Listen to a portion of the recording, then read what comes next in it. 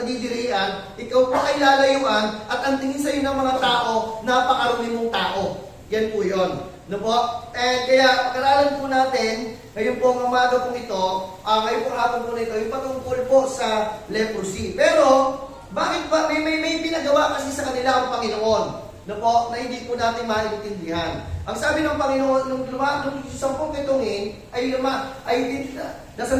nasa lubong ng Panginoon yung 10 kitungin. Ang sabi ng mga kitungin na ito, sabi niya, Jesus Christ, Master, sabi niya doon, have mercy on us. At ang sabi ng Panginoon sa kanila, pumunta kayo sa mga pare at magpatingin kayo. Parang, di ba, kung titignan po natin, hindi nilapitan ng Panginoon, sabi ng Bible, afar off. No po? Afar off. Yun po yung sabi ng Panginoon. Hindi nilapitan ng Panginoon yung mga itongin. Hindi katulad ng bulag, no po? Hindi katulad ng mga makasalanan, hindi po katulad ng patay, na po na binuhay, nilapitan ng Panginoon. Pero yung mga kitungin, ang sabi masasalubong niya, sa di kalayuan, ang sabi ng Panginoon sa kanila, magpatingin kayo sa mga pari. No po, mamaya mabasahin po ulit natin po yan.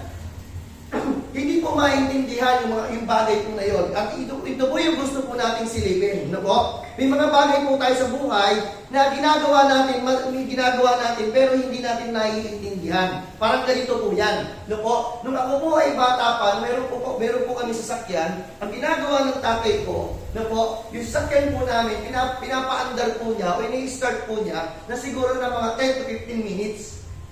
Hindi ko maintindihan. Saan ko iniisip ko, ba't yung tatay ko pinapaandar yung sasakyan 10 to 15 minutes bago kami umalis?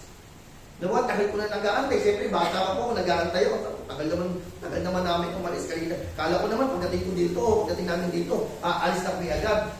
Napo, hindi ko maintindihan. Napo, dito, babawan po natin. Example, di ba, sa mga bagong nagluluto, na po, bagong nagpiprito. Bakit kailangan na yung kawali, di ba, painitin muna bago lagyan ng mantika? Pwede naman diretso ng bagong ilagay sa kalan, may mantika na. Bakit kaya? Di ba? Minsan, di ba, sasabihin ng magulang natin, dapat pinainit mo muna bago mo lagyan ng mantika. Bakit yung tawag dito, yung takore, bago lagyan ng, di ba, di dapat yung takore, bago lagyan ng tubig, pinainit din muna. Di ba? Ibig sabihin, may mga bagay sa buhay natin na hindi natin naiintindihan, pero ginagawa natin. No po? Ginagawa natin. And dito po, makikita po natin, no po, parang isa pa pong example, gusto kong mabigyan po ito. Dahil kanina medyo parang ang todo-todo bigay yung mga song leader po natin, pero hindi ko maintindihan bakit yung iba hindi po natin umaawit.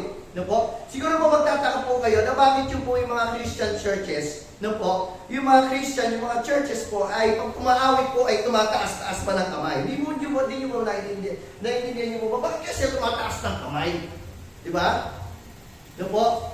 And hindi natin maintindihan. No po, tataas-taas ng kamay. Para saan po ba yung nagtataas-taas ng kamay? Ang weird naman, pwede naman kumanta ng hindi nagtataas ng kamay. No po? Pero pag nag-video, tumatalon-talon pa. No? And dito, sabi po ng Proverbs chapter 3, verse 16, madali po itong padadaan. Gusto ko lang po, daanan po natin ito. May mga nakikita kasi tayo na hindi natin naiintindihan. May ginagawa tayo, minsan gaya-gaya tayo, pero hindi naman natin naiintindihan. Ano po? In Proverbs chapter 3, verse 16, sabi po ng Bible, ano nyo po? Sabi niya, length of days is in her hand. Ano po?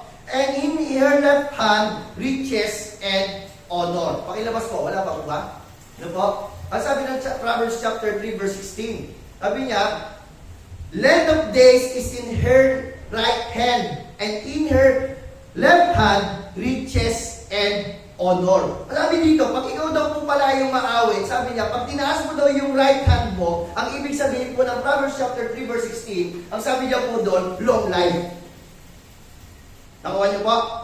Na po, pag tinaas mo muna yung kaliwang kamay mo, ang ibig sabihin naman po nun, riches and honor.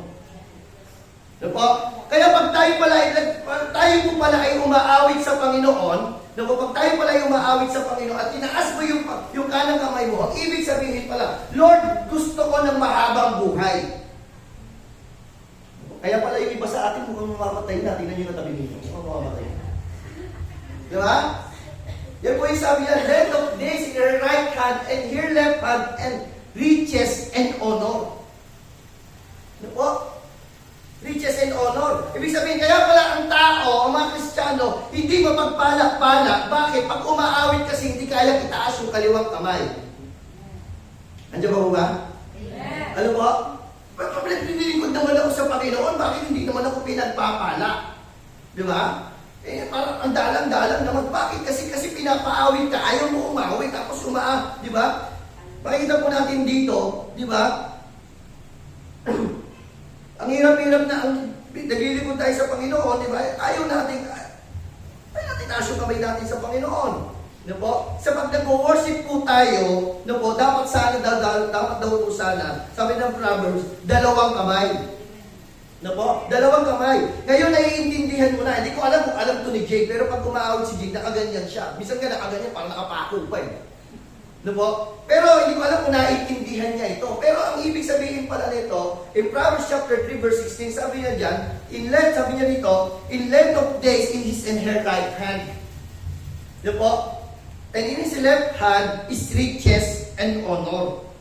Yan po yun. Kaya always remember, no po, praying is coming to God and praising is God coming to us. Dadaan niyo po ito ha. Pag ikaw ay nananalangin, tayo ay lumalapit sa trono ng Diyos. Pero pag ang isang Kristiyano umaawit at nagpupuri sa Diyos, ang Diyos lumalapit sa Kanya. Ano ba?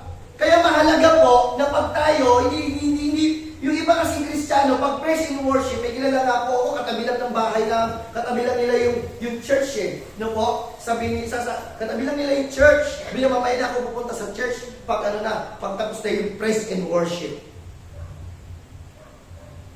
No po? May kilala po akong ganon. Pupunta sa church, pag tapos na yung praise and worship lang naman yan. Pero napakahalaga pala ng worship, ng praise. Bakit? Ang Diyos lalapit sa iyo. Diba mo ba? Diba? Pag ikaw ay nagpe-pray, ikaw ang lumalapit sa Diyos. Pag gusto mo lumapit sa iyo ang Diyos, purihin mo siya. Kaya pala hindi mo maramdaman si Lord kasi unang-una ayaw mo umawit sa Panginoon. No po? Bibiruin mo, ilan lang yung gusto mag-choir. Pero gusto mo pagyamanin ka ni Lord? Gusto mo humaba ang buhay mo? Diba? Kaya, yan po yun. Kaya dito, makikita po natin, kung gusto mong lumapit sa iyo si Diyos, ang Panginoon, no po, kung gusto mong yakapin ka ng Diyos, kung gusto mong maranasan ang Diyos, gusto mong maghimala ang Diyos sa iyo, no po, kaya pala, no po, say kaya pala. Kaya pala sabi ng Bible in 1 Thessalonians chapter 5 verse 18, ang sabi niya rito, sabi niya, in everything give thanks for this is the will of God in Christ Jesus concerning you. Ang sabi niya rito, in everything give thanks. Pakiba, isa pang slide. Ang sabi ng ESV, anong ibig sabihin ng ESV? Basta ESV. English Standard. Yung English Standard Bible ng ESV sa 1 Thessalonians chapter 5 verse 18. Ang sabi niya rito, give thanks in all circumstances for this is the will of God in Christ Jesus for you. Ano po? Pag sinabi pong give thanks in all circumstances, hindi po sinabi ng Bible, give thanks not some circumstances. Ano po? Yung ibang magpapagpuri ka, magpasalamat ka sa Panginoon sa iilang mong mga pinagdaraanan. At hindi rin po sinabi rito ng Panginoon, give thanks in all, sabi niya rito, in other circumstances. Hindi po yon. Pag sinabi pong give thanks in all circumstances, kasama ba sa all, take notice ha, kasama ba sa all yung give thanks in all circumstances, kasama ba sa all yung pag wala kang pera? Diyan mo ba kayo? Ibig sabihin, pag nagpupuri pala tayo sa Panginoon, ano po, kasama po doon na pag tayo ay walang pera, pagpuri tayo sa Panginoon in all circumstances. Sino may pera dyan? Walang aamin na may pera dyan lahat. Diba? Kasama po ba doon sa all circumstances yung may sakit ka? Amen. Diba? Kasama po ba doon sa sa all circumstances, yung bumagsak ka. Kasama mo ba yun? Diba? Yung na-broken ka. Bakit? Bakit? Ang sabi po kasi ng Bible, for this is the will of God in Christ Jesus. Sabi niya rito, for you. Will of God po pala yun. No po, na lagi magpasalamat. Why? No po, why? Because God's will is not always easy, but it is always good. No po? Yung kalooban ng Diyos sa buhay po natin, hindi po madali. Lalo hindi mo ka nakasanayan, madali po bang umaawit at tataas ka ng kamay? Hindi mo madali yun kasi hindi mo nakasanayan eh. Lalo na kung bihira ka sa church, mahirap yun. At hindi ka naman talaga, hindi mo way of life, di ba? Na ikaw ay talagang nag-worship, mahirap magtaas ng kamay. No po? Si Ali, pag kami umaawit na, no po, talagang automatic yan, tataas ang kamay. Kasi, pag kami, kahit na ako lang, di ba, kami lang, pag umaawit po kami, nandiyan kami sa kwarto, nataas yung kamay po namin. Di ba? Pag lumabas yung kanin, nakahain yung pagkain, automatic yan, gaganyan yan. Pag gising namin, automatic yan, pag sinabi ko, magpipray na tayo, pag gising namin, maggaganyan na yan, lumukot. Pipray yan. Di ba? Alam na niya yun. Kasi nakagawin na po. God's will is not always easy, no po? But it is always good. May mga bagay na mahirap, pero ito yung gusto ng Diyos. Di ba? Parang ganito po yan. Mahirap ba magpunta sa church kung ito lang yung rest day mo? Yes. It's not easy to go to church. Di ba? But it is always good. Mahirap po bang magpunta, di ba? Mahirap po bang makita po natin dito, di ba? Mahirap po bang ibigay yung tithes kung alam mo kulang ka sa paggastos? At alam mo may babayaran kang utang? Oo, mahirap yun. God is not always easy, but it is good. Yan po yan. Kaya tignan po natin, no po? Tignan mo yung katabi mo. Bagay sa kanya sumusunod sa Diyos. Tignan mo yung katabi mo. Yan. Bagay dyan, sumusunod sa Diyos. No po? Hindi madali, pero yun yung gusto ng Panginoon. No po? Kaya mahalaga na naiintindihan natin na mayroon pong pagpapala. No po? Dalawa lang po yung pag-aaralan po natin ngayon pong gabi po na ito. Yung una, no po, the blessing of continuing and the blessing of returning. No po? Yung God will make a way. Yung ketong, wala na po yung lunas talaga sa kanila. No po? Yung parang outcast ka na. No po? Ang tawag ka po sa kanila that time, in the Bible times, yung mga may taong may ketong, alam niyo po, ang tawag sa kanila living zombie. Yun po ang tawag po sa kanila. No po? Kaya may pag-aralan po natin the blessing of continuing and the blessing of returning. At kami nito, mahalaga na maintindihan natin na mayroong pagpapala, mayroon din, at ang pagpapala, hindi dumadating dahil hindi tayo nagpapatuloy. No po? At may mga pagpapala na hindi nagtutuloy-tuloy dahil hindi tayo marunong bumalik. The blessing continuing and the blessing of returning. Continuing of the po, may po natin dito, Jesus cleansed the 10 lepers. Pag-aralan po natin ngayon po gabi po na ito, pag-aralan po natin on the way. No po? On the way.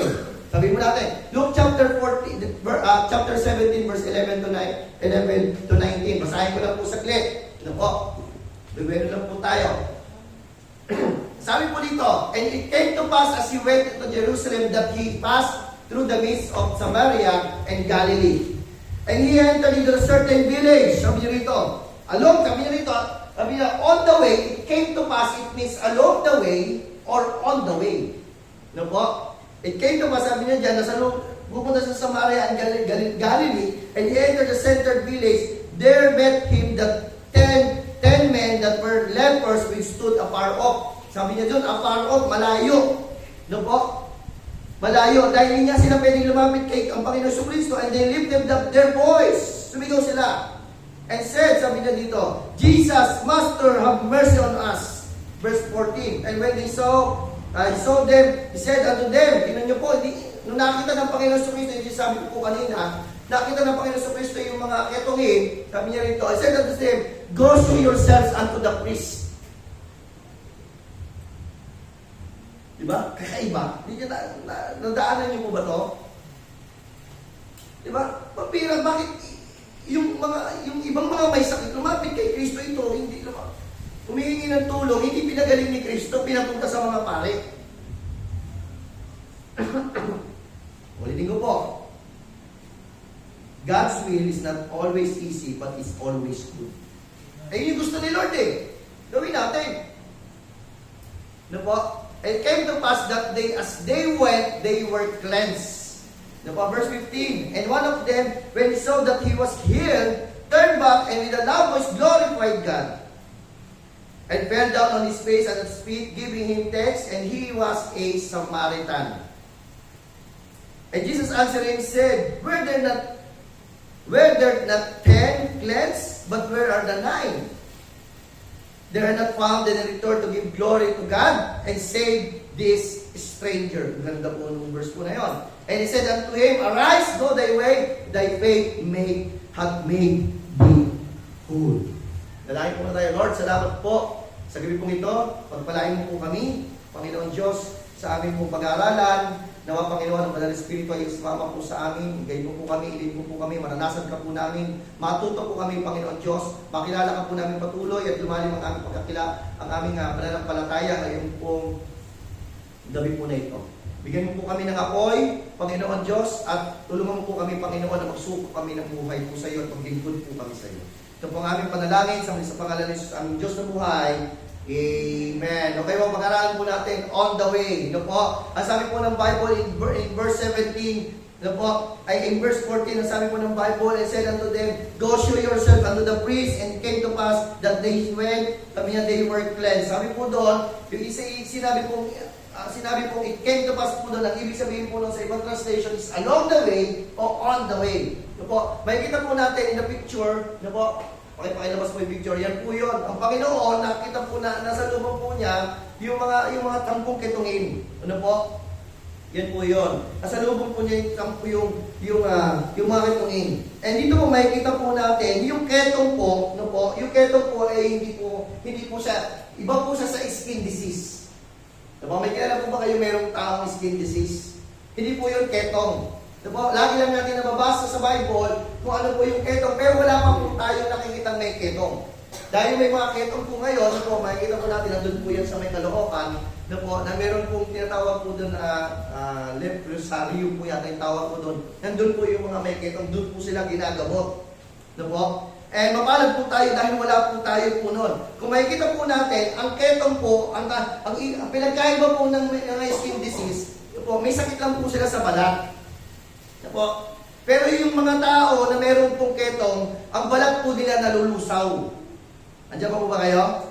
Na po, yung mga may ketong na to, ang nangyari po sa kanila, example po, kung yung, yan po, nilabas na po. Na po, kung yung ilong mo, may ketong ka, yung ilong mo, yung bibig mo, malulusaw yan. Na po, malulusaw siya. Yan po yan, malulusaw siya.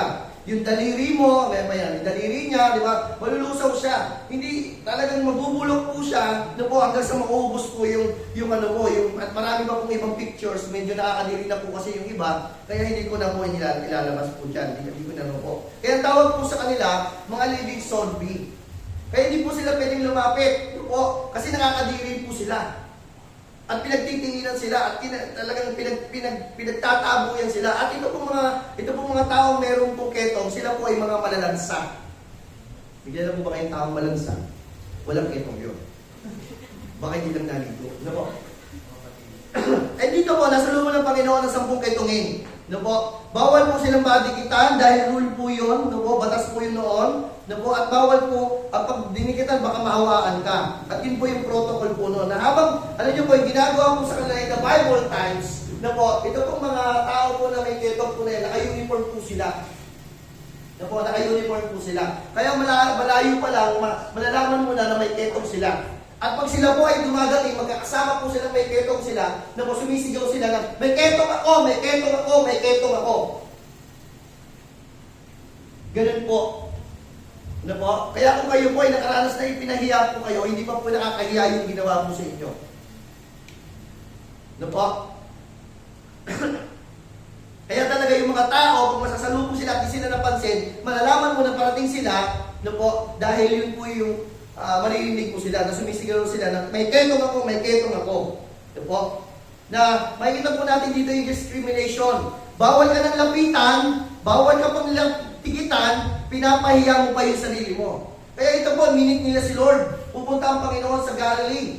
No po? In verse 14, ang sabi dito, sabi ni Lord sa kanila, di ba? Sabi niya, Master, Jesus Christ, sabi niya, have mercy on us. Ang sabi ng verse 14, sabi niya, go show thyself into the priest. Hindi sila nilapitan, parang sasabihin nyo, kung titignan natin, na-exaggerate po natin yung binasa po natin dito, si Jesus ba nandidiri din sa kanila?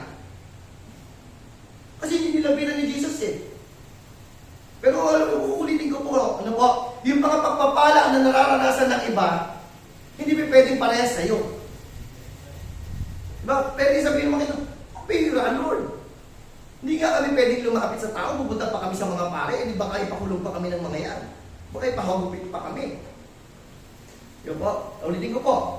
Na po, God's will is not always easy, but it is always good. Na po? Pero iba po yung way ni Jesus dito. Pinapunta sila sa pare at hindi sinabi ng Panginoon, magaling na kayo. Di ba?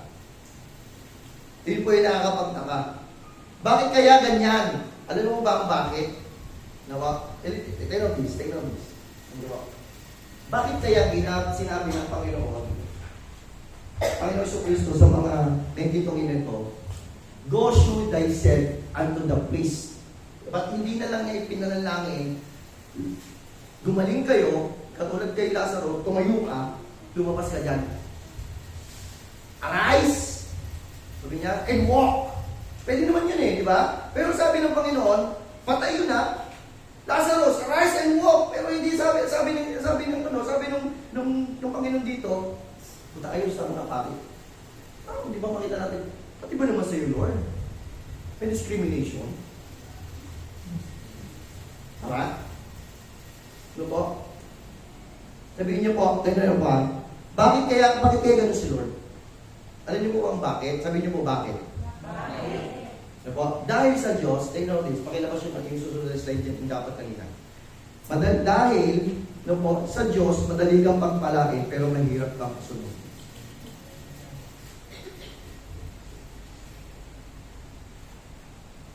Jagoan. Ulitin ko. Sa Diyos, madali tayong pagpalain, pero mahirap tayong masunurin. Dahil tayo, pwede naman tayo pagyamanin ni Lord ngayon pa lang Tama?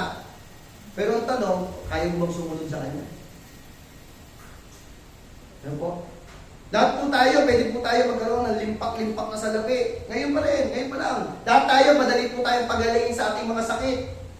Ang Diyos, madaling sumagot, pero may alam mo, ang mahirap sa Diyos, ulitin ko po, ang Diyos, madali tayo pagpalain, pero alam niyo, ang mahirap sa Diyos, pasunurin ka. Nakuha niyo po? Tama mo ba kayo?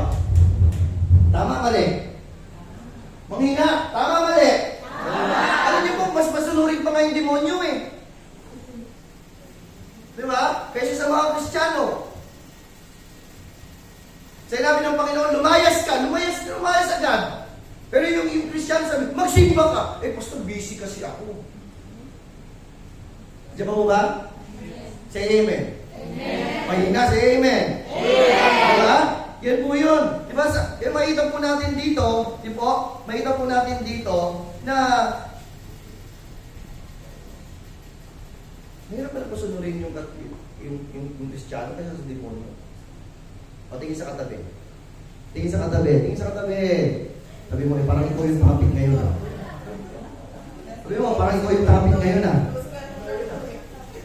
Kasi po, tinitest ng Panginoon, kung susunod ang ketungin ng mga ito, gusto nilang gumaling, pero mahirap kung hindi ka naman marunong sumunod. Parang ganito po yan, di ba? Pumunta ka sa doktor, gusto mo gumaling, ang problema, binigyan ka ng reseta, di ba? Hindi mo naman ininom. Paano ka gagaling? Kaya parang ganito po yan, di ba? Pastor, pag-pray niyo po ako, yung anak ko, yung asawa ko, yung tatay ko, pag-pray niyo po kami na gumaling po ako. No po, pag-pray mo po kami na magkaroon po kami ng trabaho. Ang problema, no po, nung nangyari na yung mga bagay na yun, di mo na makita. Madali kay Lord, nabigyan tayo, no po, ng mga bagay po na yan. Pero ang problema, no po, hindi tayo marunong. Mahirap tayo masunod. No po. Okay, number 1, on the way. Number 1. Number 1, in verse 14, sabi po ng Bible. And he saw them, he said unto them, go shew yourselves unto the priests, and it came to pass that they, as they went, they were cleansed. No po? Number 1, pagkaralan po natin, the blessing of continuing. No po? Sabi ng Panginoon sa kanila, no po, nung nakita ng Panginoon yung mga kituwing, ang sabi niya sa kanila, sabi niya, go shew yourselves unto the priests. It came to pass, no po, on the way. No po, yun po yung on the way natin. It came to pass as they went. No po, sabi niya dyan, it came to pass on the way that as they went, they were cleansed. Ano sabi po doon? Ang sabi po sa Tagalog po niya, kung mabasahin po ninyo sa mga Bible po ninyo, sila po ay nilinis at pinagaling ng Panginoon. Pero dito po, cleanse lang po ang nakalagay. No po? Habang sila po ay sumusunod kay Kristo, habang sila po ay pupunta sa mga pare, napansin ng napansin nila na sila po ay gumagaling. Bakit po? No po? Dahil dito po, pag sumunod po tayo, sabi ng Panginoon, di ba? Sabi ng Panginoon, habang sila ay nasa daan, gumagaling po sila. Sundin lang, para, di ba, kung titignan natin, ang word ng Panginoon, hindi realidad. Ba't kami pupunta sa mga pare, ikaw nga yung nagpapagaling, papupuntay mo kami sa pare, mga masusungit nga yun. Di ba? Hindi yun yung realidad, pero pupunta sila, sumunod sila. Di po? Dahil sa pagsunod, andun ang pagpapala, dahil sa pagsunod, andun ang kagalingan, dahil sa pagsunod, andun ang sagot ng Diyos. Di ba? Amen. Di ba? Ang iba kasi, tingnan mo this, ang iba kasi, sinasabi pa lang sa kanya yung gagawin niya, ayaw agad. Sabi ko po sa inyo last week, lahat kayo magdadala ng kasama. Mag-iimbita. Mahirap naman. Dahil ko nang iniisip eh. Dito na nga lang ako makakapagpahinga eh. Ano po? May sinasabi sa atin ng Panginoon, hindi pa natin ginagawa, di ba? Ayaw natin agad. And how many miracles have you missed simply because you stopped journeying with Christ? Mailipan. Ilan po sa atin ang hindi na nakatanggap ng mga pagpapala o himala ng Diyos? Bakit? Kasi huminto ka na maglingkod sa Panginoon. Yun po yung gusto kong maintindihan po natin. Na madali sa Diyos na pagpalain tayo, pero mahirap sa Diyos ang pasunurin tayo. Sino po sa atin na nag-i-struggle sumunod sa Diyos? Taas ang kamay. Ako lang makasalanan. Sino po nag-i-struggle na sumunod po sa Panginoon? Taas ang kamay. No po? Lahat po tayo nag-i-struggle sumunod sa Diyos. Pero sa pagsunod sa Diyos, na po makikita po natin, marami tayong mga na-miss, hindi natanggap, hindi nakuha, na nahimala ng Diyos dahil nag-stop tayo sa paglilingkod sa Kanya.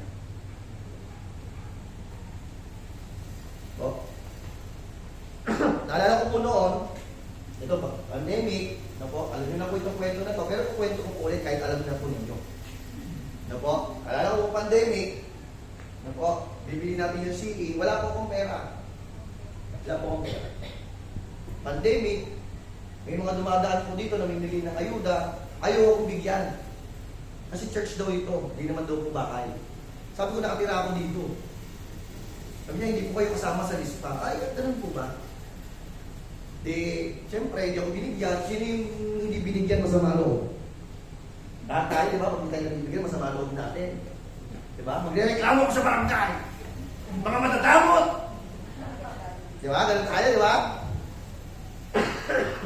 And that time, natulog ako kinagabihan. Sinabihan ako ng Panginoon ganito,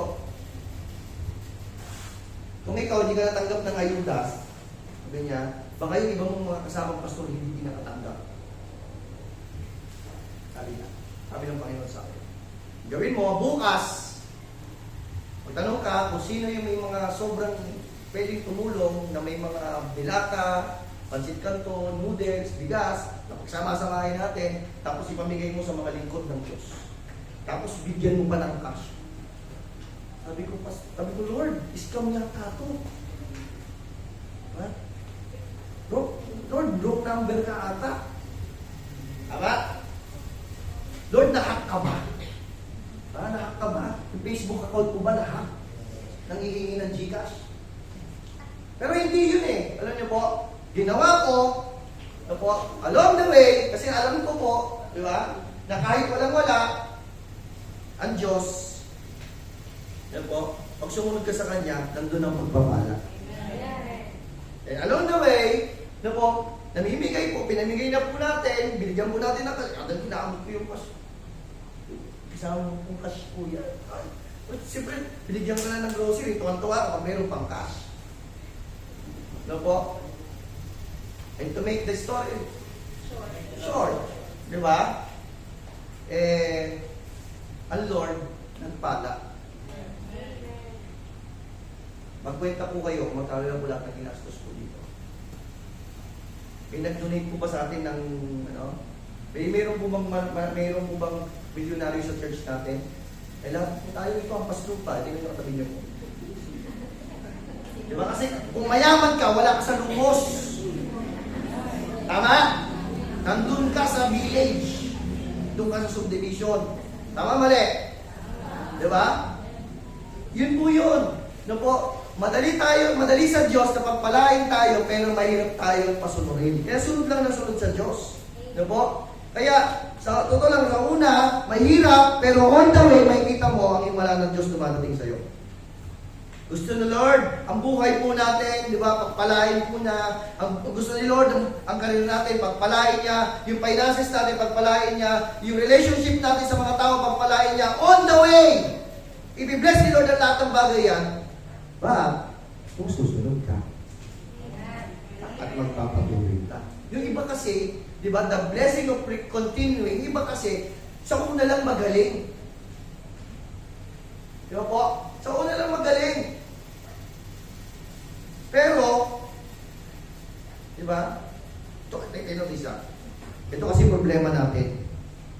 Ito yung problema ng maraming Kristiyano. Susunod ako pag gusto ko. O, tingin sa katabi. Tingin sa katabi. Tingin. Para ikaw ulit na naman yung topic ngayon. Di ba? Kaya sa kwento po na ito, tingin mo ba tapos na si Lord?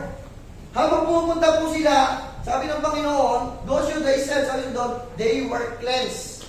Sa Tagalog po, habang sila ay nag-continuing na sumusunod sa Panginoon, pumunta sa mga pare, na kahit na alam nila na hindi na pagkakailan sila ng mga pare, na alam nila, papalayas sila ng mga pare, alam nila, itatago sila ng mga pare, nagtutuloy-tuloy sila, at ang sabi ng Bible, on the way, ang Diyos, sila ay pinagaling at sila ay lulunos.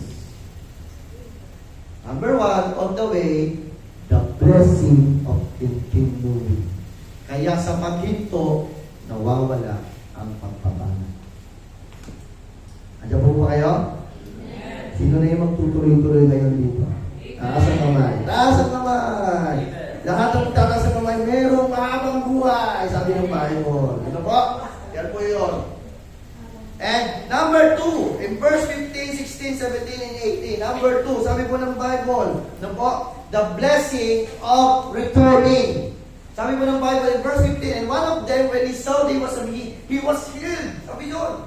Napansin ng isang kasama po nila, na habang sila ay nagpapatuloy sa pagpunta doon sa mga pare, pupunta nila yung mga pare, sabi niya, nakita po niya, he saw that he was healed. Uy, gumaling na ako! Ano po?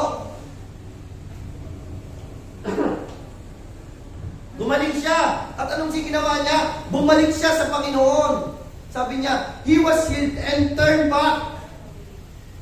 In verse 16, hindi niyo ba sabi ng verse 16? Nung siya ay bumalik, No po, and fell down on his face and his feet, giving him thanks, and he was a Samaritan. No po, nung siya ay bumalik, ang ginawa po niya, bumalik siya sa Panginoon, na gumaling siya. Anong ginawa po niya? Ang ginawa po niya, fell down on his face, no po, sa mga paanan ng Panginoon, siguro inalikan niya yung, wala pong kiss, pero siguro nandun talaga, nagpatira pa sa harapan ng Panginoon, at ang sabi niya doon, give him thanks. Verse 16 pala, verse 16. Ano po? At ang sabi po dyan, he was a Samaritan. Bakit ilagay pa yung Samaritan? Ano po? Dahil yung Samaritan po, that time, sila po ay kaaway, ano po, ng mga Hudyo. O hindi naman siguro po magkaaway. Parang, ganito na lang po, para mas madali. Hindi po sila nagpapansinan. Yan. Pag Hudyo at Samaritano, hindi po sila nagpapansinan. Biruin mo, do you know this? May ketong ka na, outcast ka, hindi ka pinapansin, madumi ka, mabaho ka, may sakit ka na nakakahawa, diba? Bibig zombie ka, tapos sa Samaritano ka pa, Hudyo, diba? Sa Hudyo, hindi kayo nagpapansinan, ang tawag po dito sa mga ketong ina to, double discrimination. Ikaw nga, galit na galit pag may discriminate ka. Diba? Hindi, mabawi ako. Awayin mo sila. Ano po?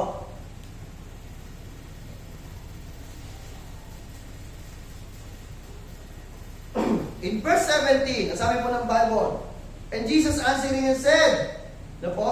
The blessing of returning. And Jesus answering and said, where the 10 cleansed, but where are the 9? Ano po? Sabi ng Panginoon, po, saan po kayo kaninang humihingi sa akin ng ng have mercy on us? Tapos ngayon, isa na lang? Pakita yung picture. Yan yung po napansin ko po dito. Ano po? Sabi ng Bible, and Jesus answering and said, kasi nagpatira pa eh. Tapos nagpasalamat. Sabi ng Panginoon, oh, were there not 10 cleansed, but where are there 9? Di ba 10 kayo? Asan yung siyam? Alam niyo po, napansin ko po dito, the blessing of continuing and the blessing of returning, napansin ko po dito, si Lord naghahanap sa atin ng mga ibinigay niya pagkatapos ng paggabi. Gamo ba? Ulitin ko po. Hinahanap ni Lord yung siyam kasi isa lang nagpasalamat. Napansin ko po, si Lord naghahanap sa atin ng mga binigay niya sa atin pagkatapos mo tanggapin yun.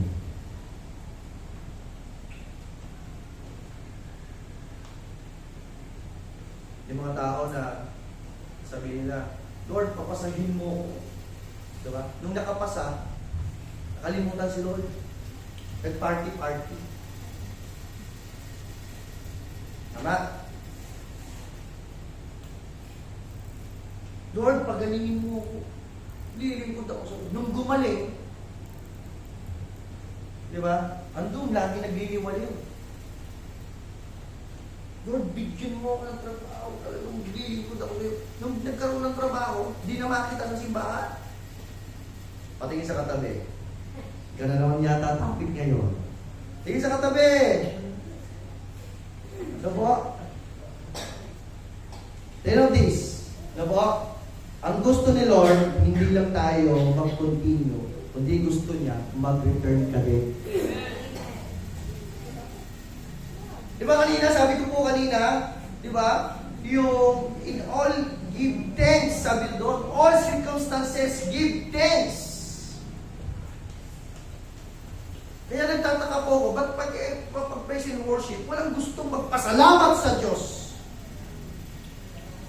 Ay, verse 18 na, balik na po tayo, verse 18. There are not found in that return to give glory to God. Sabi din kayo, sa atin na niyo po sabi niya rito, kasan yung siyam, di ba 10 kayo? Kasan yung siyam? Sabi niya rito, verse 18, sabi niya rito, wala bang gustong magbalik ng papuri sa Diyos? Naghahanap ng papuri si Lord. Galing sa iyo. Galing sa atin. Diyan ba kayo? Amen. Kaya nga dapat lahat kayo kasama sa choir eh. Amen. Dapat nagpupuri kayo palagi kay Lord. Diba? Ako nga hindi ako makapag-excuse kahit may nararamdaman ako, nag-preach ako eh. Sabi niya rito, there and found in turn to give glory to God. Hinahanap ni Lord yung mga taong pinagpala niya na magbibigay sa Kanya ng pagpapasalamat at pagtataas ng Kanyang pangalan. E takang-taka siya. Ano po? Ito lang, sa totoo lang, nakita ko po dito. You know this? Yan po ninyo ito. Ano po? Sulat po ninyo. Napansin ko lang po dito. Sabi niya dito, save this stranger. Bakit? Ba't stranger? Samaritan kasi siya. Diba? Itong nag-iisa na to, sisig ko po. Diba? Ito na lang pagtanto ko. Oh, pagtanto ko. You can believe, but not yet a believer.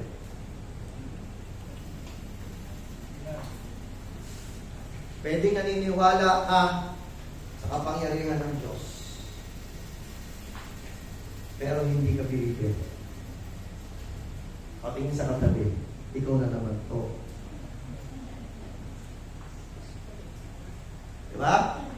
You can believe, but not yet believer.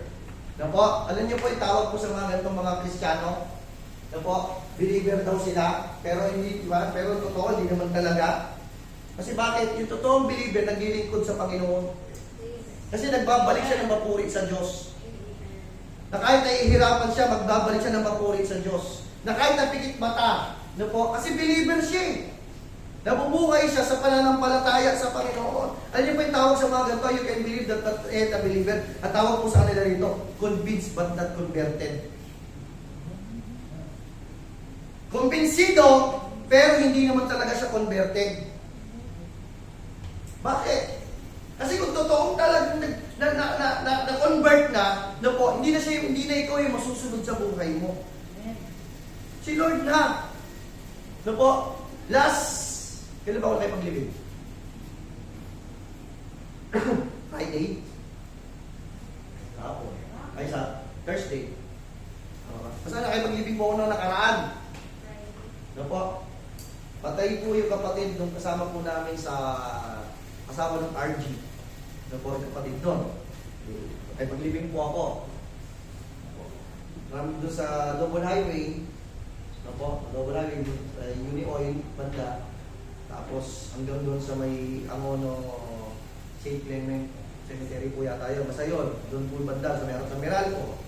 Paglibing po ako. Yung kapatid po nila, pastor. Sabi niya, sabi nung kasama kong RG, siya po yung head ng RG sa buong Rizal. Ano po? Sabi niya sa akin, pastor, sabi niya, lagi may bisita niya sa amin. Pinipilit ako magsimba. Tapos narinig ko doon sa preaching, sabi niya, doon sa preaching, doon sa patay, sabi niya, tanging yung mga may relasyon lang sa Panginoon, tumanggap sa Panginoon na mapupunta sa langit. Ay ako, alam ko naman tinanggap ko na si Lord sa buhay ko. Hindi nga lang ako sigurado, pupunta ako sa langit. Anong may papaliwanag sa akin yun? Ano ba kayo? Diba?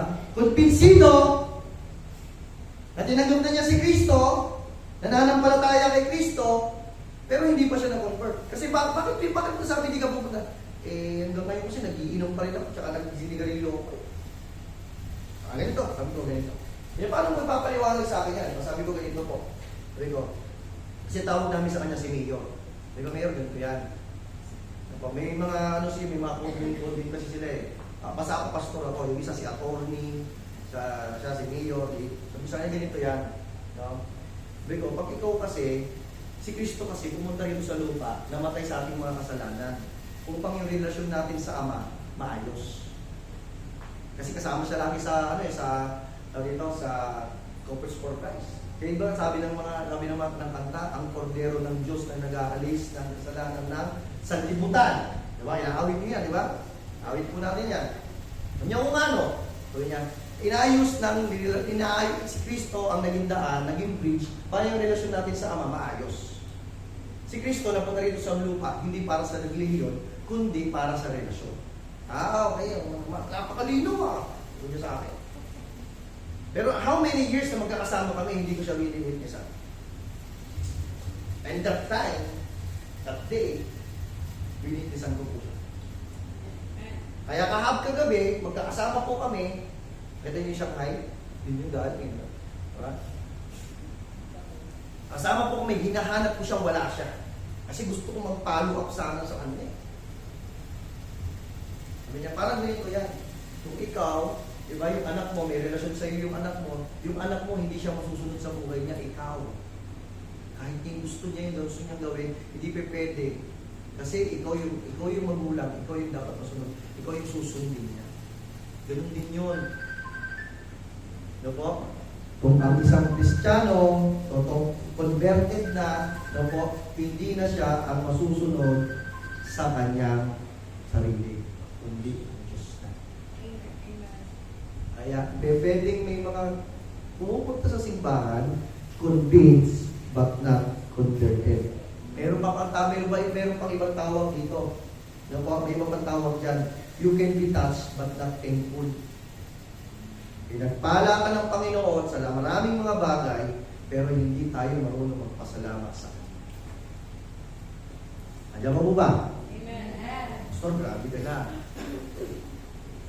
Totoo lang, nag-iba po ako ng way of preaching po ngayon. Hindi na masyadong direkta.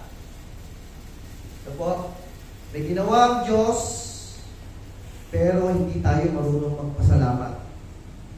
Sunday lang ang hinihingi ni Lord. Hirap pa tayo ibigay.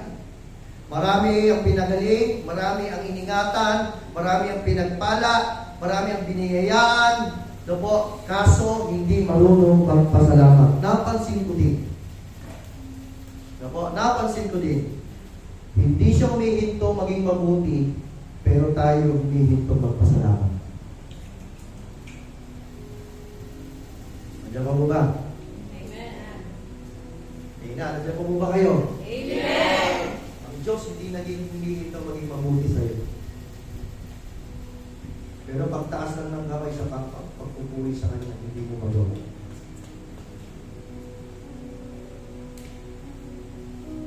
Ako? Sa nakalipas sa isang linggo, ang Diyos ay naging mabuti sa atin. At laging magiging mabuti at mananatiling mabuti. In verse 19, no po? Verse 19, sabi po ng Bible. And he said unto him, Arise!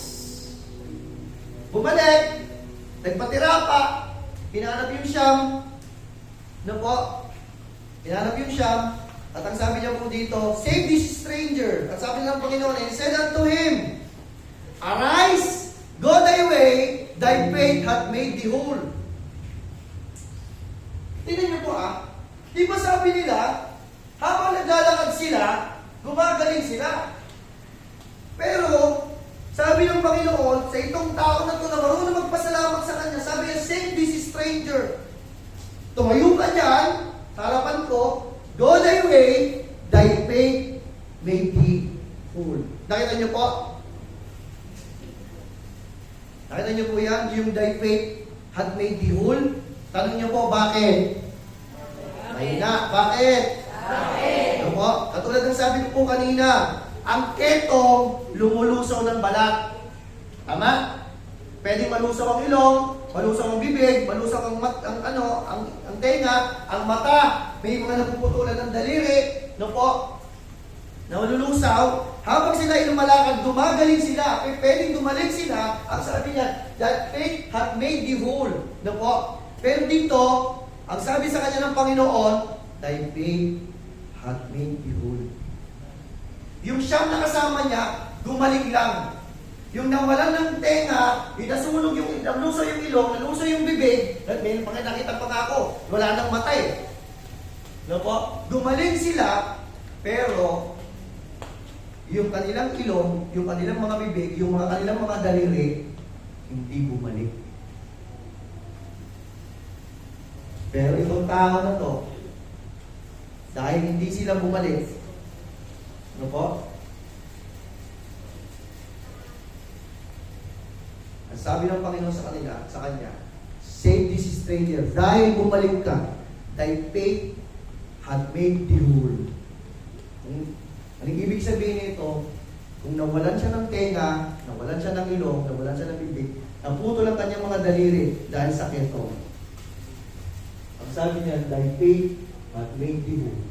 The blessing of continuing and the blessing of returning, ang sabi niya dyan, thy faith had made thee whole, yung dating niyang naputol na daliri, bumalik. Yung dating nalusong niyang ilong, bumalik. Yung tenga niya na nalusaw, bumalik. That's the blessing of returning. Ito ang blessing ng isang taong bumabalik kay Lord. Ito ang blessing ng taong nakakakuha at kumuha at marunong magbalik sa Panginoon. Ang ibinabalik natin sa Kanya ay papuri, pasasalamat, paglilingkod, pagtatapat, pagsuko at pagbibigay.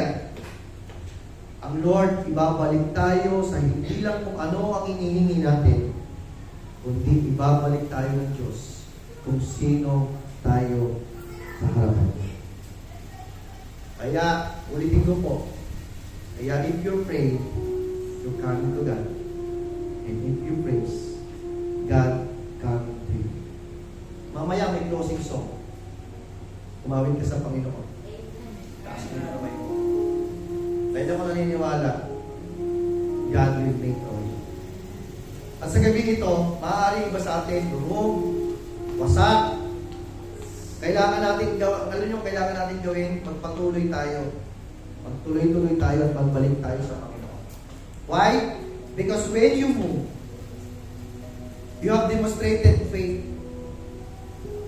And when you demonstrated faith, you can see God move. Ano po? Kung tayo ay nakikita ng Diyos na nagpapatuloy kahit nahihirapan, at pinapakita natin yung pananampalataya natin sa Kanya, at yung pananampalataya na pinapakita natin sa Kanya, makikita natin ang Diyos kumikilos sa buhay natin. Amen. Church, pray like a beggar, but praise like a son. Manalangin tayo, no? Na parang tayo isang mga nanghihingi na parang walang silbing tao. Pero magpuri tayo na katulad ng isang anak. Ang buhay ay magbabago o magpapatuloy ka.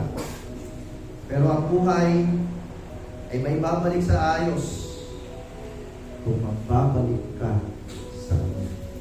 Tumayo tayong lahat. Manalangin tayo. Wala mo na makikipag-usap sa katabi. Wala mo na titingin sa paligid. Pikit tayo.